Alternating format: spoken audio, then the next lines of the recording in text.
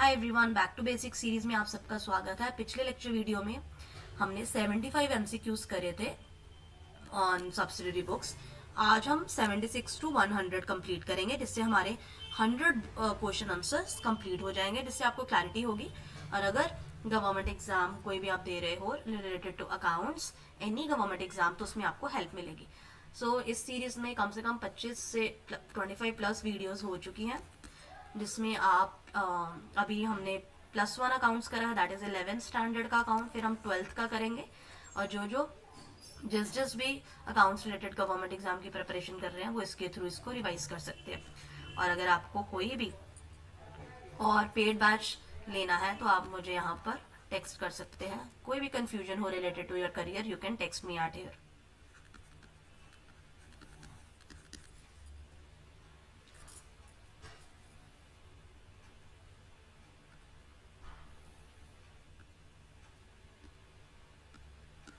Recording salary outstanding. Salary outstanding have again outstanding things are not in purchase book, sale book, किसी चीज में भी नहीं है, तो ये किसमें आएगा? जेपी में। Bank overdraft, bank overdraft is shown in cash book on कौन सी साइड? कैश बुक का लेफ्ट साइड होती है रिसीट, ये होती है पेमेंट। अब बैंक ओवरड्राफ्ट है, आपने बैंक से पैसा ज्यादा निकाल लिया हुआ है, तो आपने अभी पेमेंट करनी है ना, तो क्रेडिट साइड, ये डेबिट साइड हुई रिसीट की, ये क्रेडिट साइड हुई, तो ये क्रेडिट साइड पर आएगा ना, क्योंकि पेमेंट आपने करनी है। So credit. If cheque is received, cheque आपको मिला है बट डिपॉजिट नहीं हुआ अभी तक, इट अपीयर्स इन, इसे क्या बोलते हैं? Cheque in hand. लिख लीजिए, थोड़ा डिफरेंट क्वेश्चन है। सेल्स रिटर्न, सेल्स रिटर्न, हम सेल्स जो है हमने सेल करी वो वापस आ गई है, वो ओवरस्टेट आपने कर दी है, तो उससे क्या होगा? आपका प्रॉफिट कम शो होगा, क्योंकि आपने सेल्स रिटर्न, लेट सपोज किसी ने सिर्फ 1000 रुपए का माल वापस कर दिया, पर आपने लिख दिया 2000 का माल वापस, तो आपने अपने प्रॉफिट कम शो करे ना। So profit understated. Purchase return understate. अब परचेज आपने कुछ करा, आपने वो रिटर्न कर दिया हुआ है, और उसको आपने कम शो किया है। आपने लेट सपोज 1000 रुपए का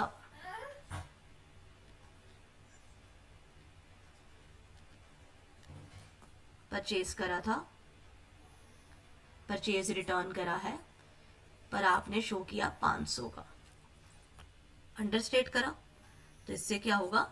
आपका प्रॉफिट भी अंडरस्टेट होगा, क्योंकि पैसे आपके पास है ना, परचेज रिटर्न कर दी तो पैसा आपके पास है। पैसे कम लगे ना जब परचेज, जो खरीदी हुई चीज ही आपने वापस कर दी। Credit sale wrongly, credit sale किस में आनी थी? सेल्स बुक में, आपने डाल दी कैश बुक में, तो क्या अफेक्ट होगा? कैश में आपने डाल दी, कैश को आपने ज्यादा स्टेट कर दिया और डेटर्स को आपने अंडर स्टेट कर दिया, तो both A and C. Carriage inward, खर्चा है, आपने कैरेज आउटवर्ड में डाल दिया,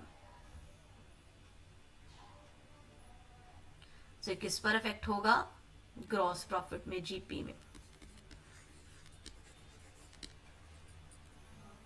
goods withdrawn for charity, charity and all हमारा जर्नल प्रॉपर में आएगा। क्यों? क्योंकि बाकी किसी बुक में फिट इन नहीं हो रहा। Interest on drawings, again journal proper.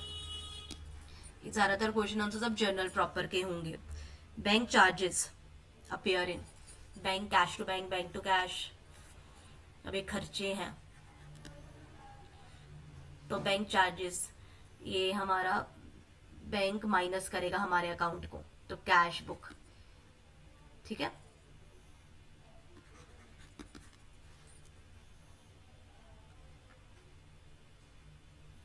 Bank charges to bank आ जाएगा, है ना, बैंक से माइनस हो रहे हैं पैसे। एरर ऑफ ओमिशन, ओमिट मतलब अब भूल गए एंट्री करनी, तो अभी कोई इमीडिएट इफेक्ट नहीं होगा, क्योंकि एंट्री ही भूल गए हो, है ना। अभी फिलहाल कोई इफेक्ट नहीं पड़ेगा, क्योंकि भूल गए हो एंट्री। कोई कम ज़्यादा थोड़ी हुआ। इनवॉइस इशू हुआ, वर्ड्स अभी गुड डिलीवर नहीं हुए। सो अगर गुड डिलीवर ही नहीं हुए हैं तो मतलब सेल ही नहीं हुई है, याद रखना। No delivery no sale, no delivery no sale, तो इसमें अभी कहीं पर रिकॉर्ड नहीं होगा। जब तक गुड्स डिलीवर नहीं होते सेल्स नहीं मानी जाती। Transferring petty cash balance to main cash account occurs in, तो कौन सी बुक में? ऑब्वियसली पेटी कैश भी कैश बुक का पार्ट है ना। Wrong casting of cash book affects, wrong casting किसको अफेक्ट करेगा? क्योंकि इसके बाद आपने कैश बुक को रॉन्ग कास्ट किया आगे लेजर में, तो आगे किसको अफेक्ट होगा? ट्रायल बैलेंस में। Carriage outward charges to debtor recorded in journal proper, जो किसी में नहीं आएगा जर्नल प्रॉपर में। Prepaid expenses recorded in, again जो किसमें भी किसी में भी नहीं आएगा जर्नल प्रॉपर में। कुछ भी आउटस्टैंडिंग आ जाए, प्रीपेड आ जाए, सभी जर्नल प्रॉपर में। Advance received from customer, again same thing. Advance received from customer, यहां पर पैसा आ गया है, payment done by the customer. पिछले में क्या था? प्रीपेड एक्सपेंसेस थे। सो जब एडवांस रिसीव्ड मतलब एक तरीके का कैश आ रहा है तो ये कैश बुक में होगा। ये थोड़ा एक्सेप्शनल हो जाता है कि आप इसको भी एडवांस को भी प्रीपेड की तरह मत ट्रीट करें। Advance received from customer cash book में।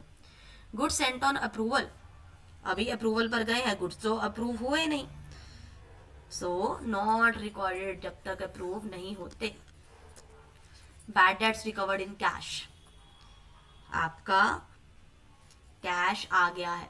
बैड डेट्स जो आपने समझा था उधार का पैसा कि डूब गया है, वो आपको ये डूबा हुआ पैसा होता है बैड डेट्स, लेकिन वो पैसा आ गया तो किस में आएगा? पैसा आना कहीं से भी आए, कैश बुक।